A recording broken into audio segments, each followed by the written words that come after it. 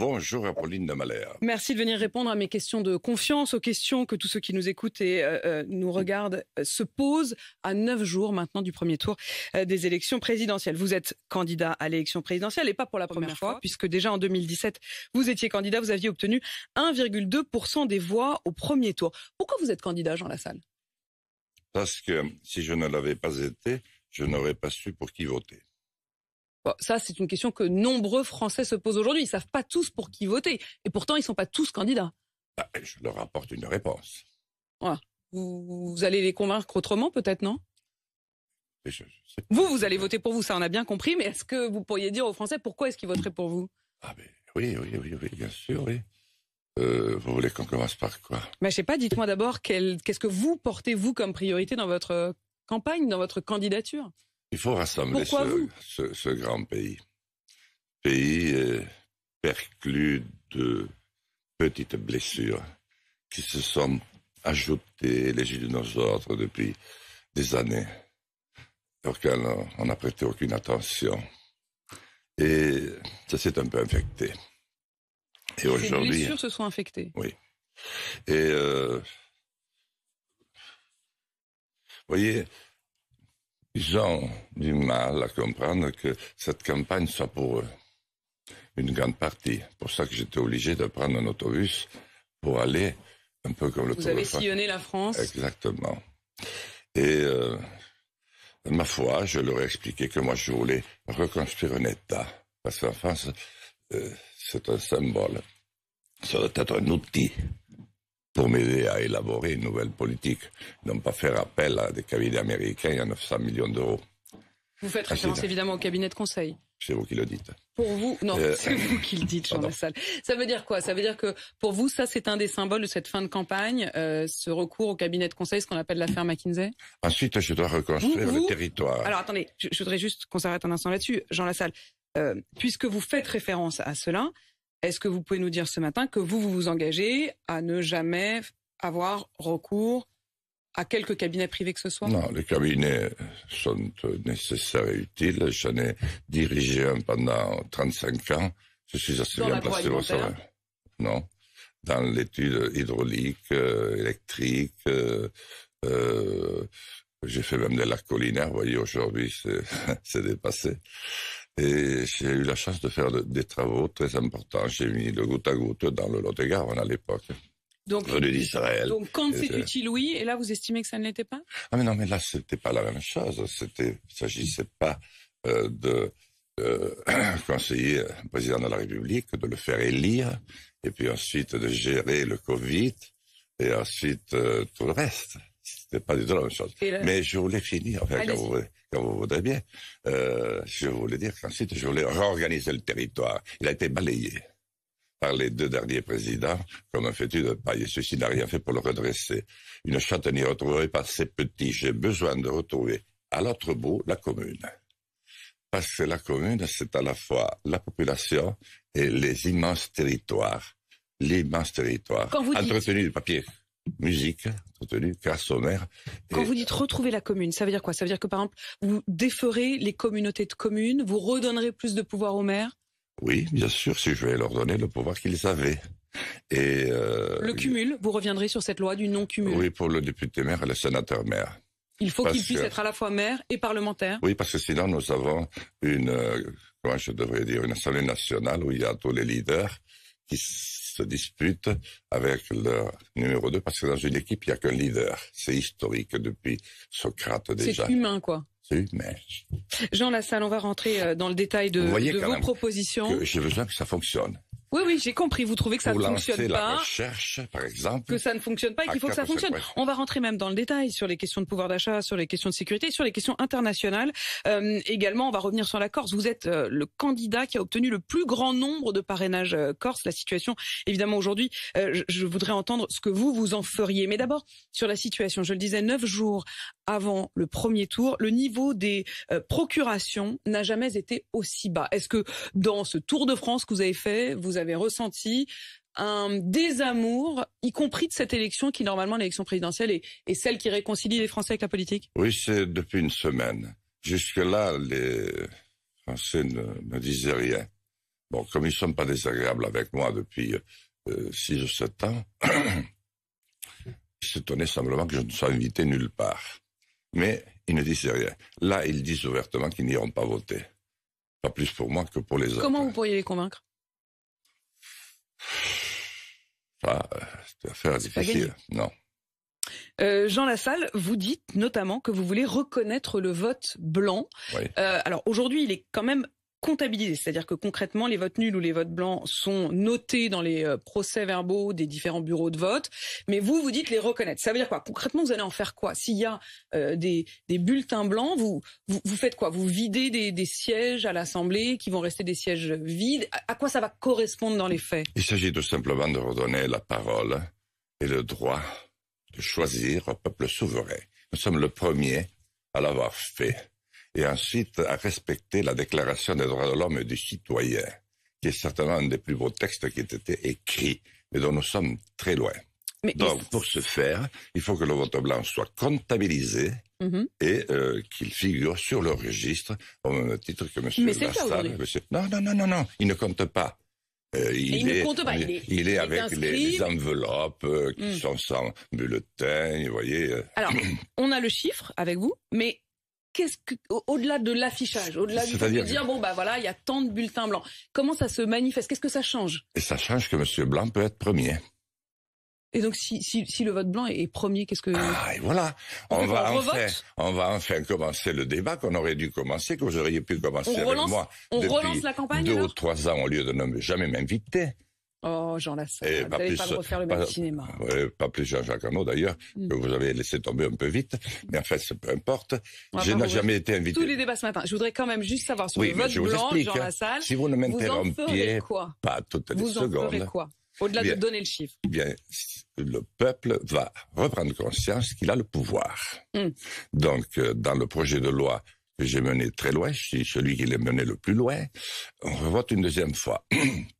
Et là, il faut quand même mettre en place un président qui sera certainement le second. Et ensuite un gouvernement, etc. Vous voulez revoir? C'est, comment je devrais dire, un changement total d'approche. Vous voulez également revoir la durée des mandats. Est-ce que vous voulez allonger ou réduire les mandats? J'ai dit, parce que c'est surtout le septennat et le quinquennat qui posent problème, j'ai dit que j'avais besoin de voir d'abord le résultat de cette législative. Macron va certainement la gagner, compte tenu de tous les appuis qu'il a. Il ne peut pas perdre. C'est quoi les appuis qu'il a? Ça veut dire quoi, ça? Qu'est-ce que ça veut dire? Qu'est-ce que ça veut dire? Il a Patrick Drahi, que vous connaissez bien, BFM TV. Oui. Comment vous pouvez RMC, l'Express, Libération. Il a Bernard Arnault, le Parisien, les Échos, Xavier Niel. Patrick Drahi, d'ailleurs, qui est une entreprise luxembourgeoise. Jean Lassalle.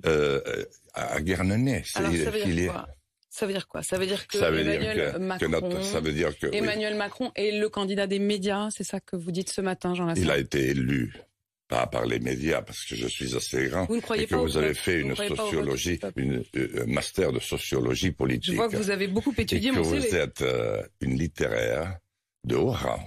Non mais Jean Lassalle, on s'intéresse pas à moi là ce matin, mais on s'intéresse à vous. Mais moi je m'intéresse aussi un peu à vous, madame, parce que j'ai envie de vous poser la question. Ça me touche beaucoup. Est-ce que ça vous gêne, quelque part, de poser des questions aussi essentielles et vous de ne vous en poser aucune, alors que vous étiez avec Chevènement en 2002. Mais vous n'imaginez pas une seule seconde que je ne m'en pose pas, je m'en pose tous les matins. Et je vais même vous dire une chose, c'est que tous les matins, avant d'arriver devant vous, j'ai depuis 2h30 discuté avec tous les auditeurs d'RMC qui d'eux-mêmes viennent porter devant vous et devant nous tous toutes les questions que se posent les Français aujourd'hui. Donc vous ne pouvez pas me faire franchement cette injure. Jean Lassalle, je voudrais qu'on puisse poursuivre. Donc Xavier Niel est le patron du Monde. Il y a cette question très importante ce matin. Vous pouvez refuser de répondre et ensuite dire que c'est la faute des autres. Mais ce matin, vous avez la parole et vous pourriez l'utiliser. Zemmour. Vous voyez l'équilibre, comment ça se fait. Alors Jean Lassalle, sur le pouvoir d'achat, c'est aujourd'hui. Vos amis qui ont parlé avec vous ce matin sachent tous ces détails.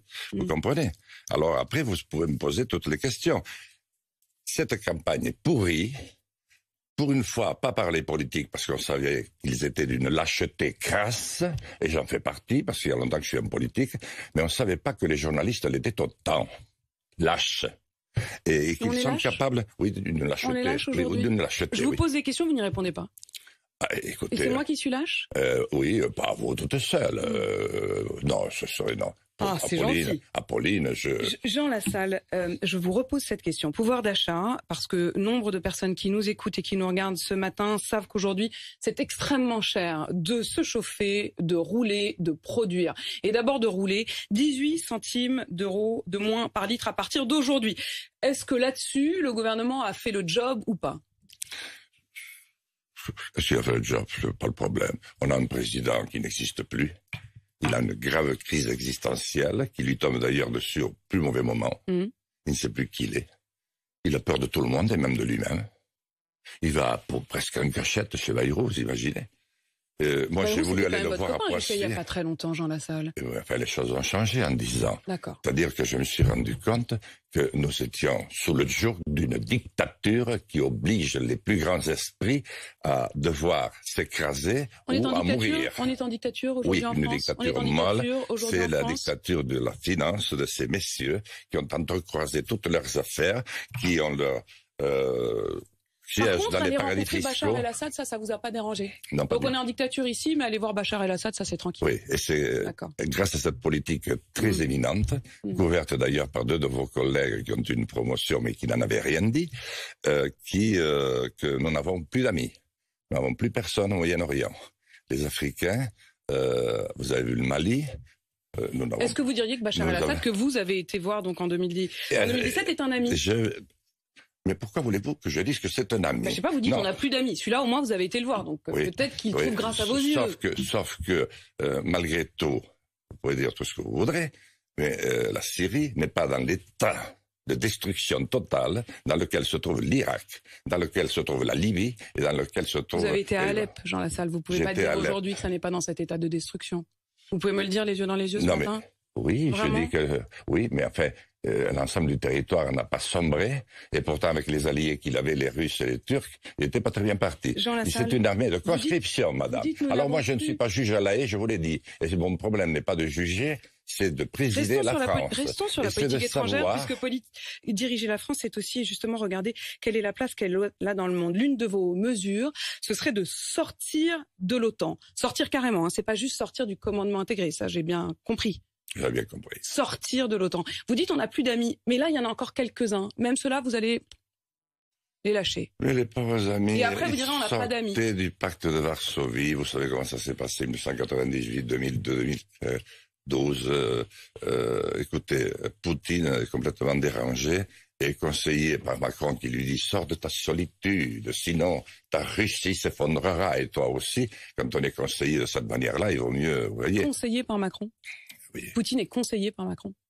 C'est ce que j'entends. Vous feriez quoi? Vous iriez lui parler? Vous allez parler à Bachar el-Assad, mais vous iriez pas parler à Poutine? D'une question à l'autre, vous allez finir par me perdre. C'est ce que vous cherchez. Non, je cherche pas à vous perdre. J'essaye d'avoir un peu des compréhensions sur les différents points. Vous dites, qu'aujourd'hui, il faut parler à tout le monde, y compris à Bachar el-Assad. Et par contre, quand un président va parler avec Poutine, vous dites que c'est le conseiller? Vous avez une relation qui a une attitude aussi indicible que M. Poutine. Je voudrais comprendre. Attendez, mais vous ne pouvez pas comprendre si vous m'interrompez toutes les secondes. Vous avez beau être Apolline de Malherbe, travaillant pour M.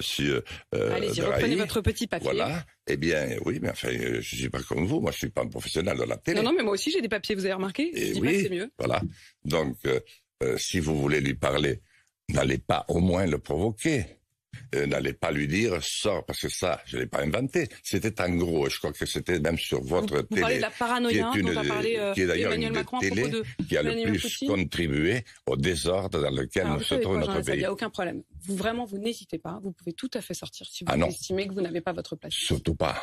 D'accord. Surtout pas. Je veux profiter de ces quelques secondes. Il y a 7 ou 8 ans que je les attends. Vous vous rendez compte la liberté qu'il y a dans ce pays dont vous parlez comme d'une dictature aujourd'hui. Les règles font qu'en effet, chaque candidat à l'élection a le droit exactement et strictement au même temps de parole. Ce matin, vous avez 23 minutes devant moi. Il a fallu que j'attende. Pas du tout. Et il a fallu que j'attende. Et quand je vois l'émotion qu'il y a dans vos yeux, je me rends compte que ça ne coule pas de soi. Donc quand je disais pour finir... je ne réagis pas à chacune de vos petites piques parce que ce serait trop long et je veux qu'on puisse parler du fond. Est-ce que vous pouvez me laisser finir? Allez-y. Quand vous avez quelqu'un qui ne va pas bien, et que vous lui dites « Sors de ton inconscient, tu finiras très mal et ton pays finira réduit à néant. » Vous pensez qu'il vaut mieux que ce type continue à parler? Ce type, c'est le président de la République actuelle. Il n'est nulle part. Il n'assume rien. Il envoie des mails. Et il devrait être en première ligne pour préparer justement la sortie de ce monde tourmenté, pour préparer le nouveau. Nous aurions pu parler de la recherche d'une nouvelle énergie. C'est plus qu'impératif au moment où nous allons célébrer la Coupe du Monde au Qatar, ce qui est un signe d'une grandeur inouïe, où vous y serez en première ligne avec tous les autres, puisqu'ils ont tous des intérêts là-bas.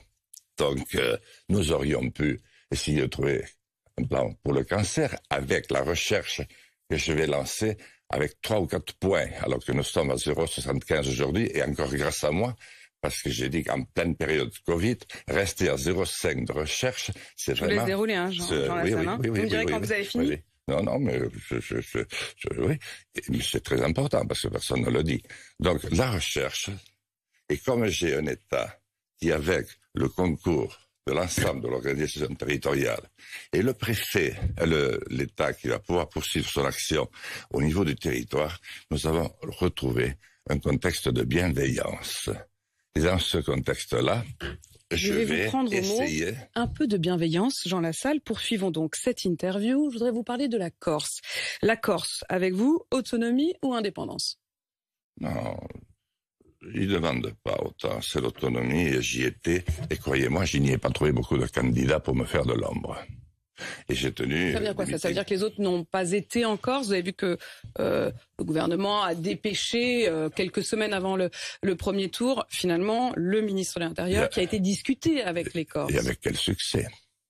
Vous avez vu ce que ça a donné derrière. Vous parlez des émeutes? Je parle de ce qui s'est passé. Vous me posez la question à moi, ce que j'ai fait.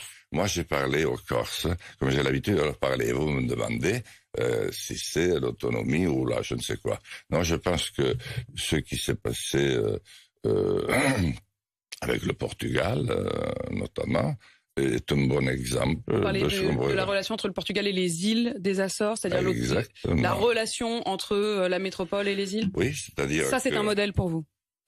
C'est un peu plus loin, mais je pense que pour sortir du problème corse, et à terme, certainement, un jour du problème basque, je suis député des Basques, on va trouver des solutions qui n'existent pas encore. C'est-à-dire, il faut innover. C'est pour ça que je suis si amer, que pendant cette campagne, on n'ait rien fait du tout que parler de choses proprement dérisoires, alors qu'il y a tant d'enjeux. Je suis un amoureux du processus de paix irlandais. Ils ont commencé par approcher les prisonniers. Je les ai suivis de près, je les connaissais. Et ensuite, petit à petit, la relation s'est installée. On n'a rien fait de tel pour la Corse. Le fait de ne pas avoir rapproché... Le président y a été, même avec M. Chevènement, que vous avez soutenu en 2002, et... il a... je n'ai rien à cacher, Jean Lassalle, donc il n'y a aucun problème. Allez-y, franchement, j'ai aucun regret. Mais je n'aurais rien à cacher si je suis au second tour non plus, croyez-moi, on s'occupera de moi. Jean Lassalle, Yvan Colonna, vous en avez parlé comme de ce berger courageux, ce berger qui a tant purgé. Oui, mais j'ai parlé aussi de la veuve Claude Erignac, pour qui j'avais toutes mes pensées. Et je l'ai fait devant des salles où tout le monde pouvait me répondre, et où nous avons fini, après avoir chanté l'hymne corse, la Marseillaise. Il n'y a pas grand monde qui l'a fait ces derniers jours. Sur la sécurité, faire évoluer la légitime défense, c'est la proposition de Marine Le Pen, d'Éric Zemmour, de Nicolas Dupont-Aignan. Hier, Emmanuel Macron a dit pas question, moi je ne veux pas y toucher. Et vous, est-ce que vous pensez qu'il faut faire évoluer la question de la légitime défense? Oui, mais il faut la préparer. Parce que dans l'état actuel des choses, on ne savait plus si c'est un coup de sang, parce qu'autrefois on s'engueulait, mais on se tuait pas. Aujourd'hui, il n'est pas rare, même dans mon territoire, qui est quand même très rural, comme vous le savez, très profondément rural, qui ne connaît rien d'autre que la ruralité, bien que un homme reste un couteau au poitrail. Donc, oui, Mais nous devons apprendre à aider l'école. Jusqu'où? Est-ce que ça veut dire que c'est la légitime défense d'abord plus pour les policiers, pour les forces de l'ordre, ou est-ce que c'est aussi pour tout un chacun face à un vol, un cambriolage, une violence? Est-ce que vous vous dites, à ce moment-là, si on sort un fusil et que l'autre n'est pas armé, on a quand même cette présomption de légitime défense? Est-ce que vous iriez jusque-là? C'est un état d'esprit qu'il faut acquérir. Si je suis président, je m'en occupe dès le premier jour. Il faut réapprendre à l'école. Et parmi les disciplines que j'apprendrai, il y aura notamment les disciplines des arts martiaux. Parce qu'il y a aussi un état d'esprit. C'est-à-dire, c'est apprendre à vous concentrer en un temps minimum pour avoir la bonne attitude et dissuader un adversaire. Alors si c'est 10 bonhommes qui vous assaillent en même temps, bon, c'est pas la peine. Mais la plupart du temps, c'est un seul qui vous gêne, qui vous ennuie. Et je vous assure que ça change toutes les données du problème. Ensuite, je crois qu'il faut former des médiateurs pour qu'ils réapprennent à ceux qui sont en difficulté, et nous les connaissons très bien. Moi, avec la gendarmerie, mon territoire, je savais très bien quand un tel ou un tel commençait. Il y a des signes avant-coureurs. Il faut retrouver l'homme qui retrouve l'homme. Il faut retrouver l'humanité, laisser tomber tout ce pognon et retrouver de nouveau la civilisation. Vous êtes extrêmement amer, et c'est vous qui avez utilisé ce mot. Est-ce que c'est pas la campagne? Non, j'ai dit amer. J'ai dit amer et très lucide. Et d'ailleurs, heureusement que je suis dans cette campagne pour dire un petit peu tout ça, pour que plus jamais ça, pour qu'il n'y ait plus jamais de campagne comme celle que nous venons de vivre. Elle a été tout simplement dégueulasse. Nous avons une fois menti comme des arracheurs de dents aux Français. Nous n'avons rien dit de ce qui s'était passé. Oui, non, oui. Non, vous? Non. Mais moi, j'ai contribué parce que j'ai pas pu me faire entendre. Donc, sauf depuis 15 jours. Mais si j'avais été à la hauteur, je me serais fait entendre. Si j'avais eu le talent que vous avez, par exemple, je me serais fait entendre. Je n'y suis pas arrivé. Donc, oui, j'ai failli. Et nous allons être sanctionnés. J'espère que ça ne se reproduira pas. Jean Lassalle, parce que ces questions que vous me posez, on aurait pu les aborder. On aurait pu aborder mon service civique, militaire et civil, qui permet à un pays de refaire une cohésion. Elle est où la cohésion aujourd'hui? Je renvoie tout le monde à votre programme, qui est très complet pour le coup, avec en effet ces propositions-là. Chacun pourra s'y référer. C'est ça la démocratie, Jean Lassalle. Merci d'avoir répondu à mes questions. C'est exactement ça, la démocratie de Valère. À mes questions de confiance ce matin sur RMC et BFM TV. Très partiellement. 8h52.